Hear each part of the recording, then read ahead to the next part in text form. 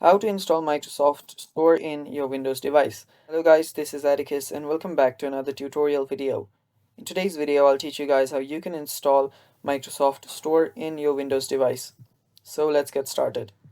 So by default, the store should already be on your Windows, but if it's not there, what you'll need to do is you will need to search for PowerShell.